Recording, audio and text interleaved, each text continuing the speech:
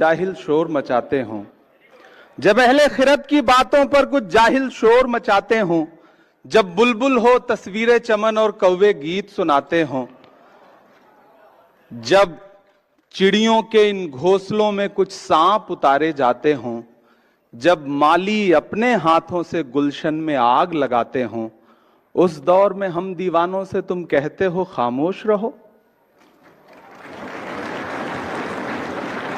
जब पुलिस थाने torture chamber में बदल चुके हों, मैं बहुत जरूरी बात कह रहा हूं, अब जब पुलिस थाने टॉर्चर चैंबर में बदल चुके हों, जब पुलिस मशीनरी अपने आकाओं के लिए पर्सनल आर्मी की तरह व्यवहार कर रही हो, जब पुलिस एनकाउंटर मेडल हासिल करने का जरिया बन चुका हो, जब राज्य सरकारें लोगों के आशियाने उजाड़ करके अपना वोट एकजुट करने के प्रयासों में लगी हों, जब जालिम बुलडोजर किसी के लिए शौर्य का प्रतीक बन चुका हो, तब यह बहस और जरूरी हो जाती है कि देश धर्म से चलेगा या संविधान से चलेगा।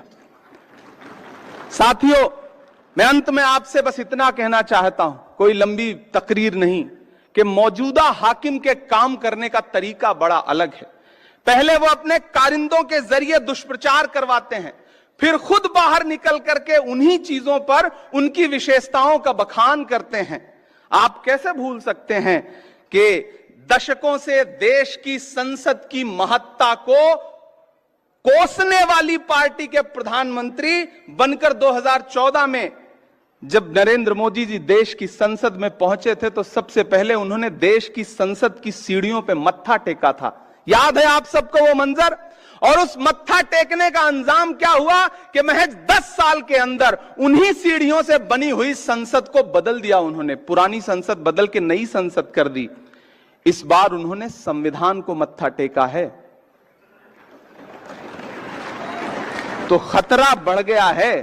सतर्क रहिए, जागरूक रहिए, संविधान को बचाइए, और सिर्फ बचाइए ही नहीं, हाकिम की चालाकियों को बेनकाब भी करते रहिए। जब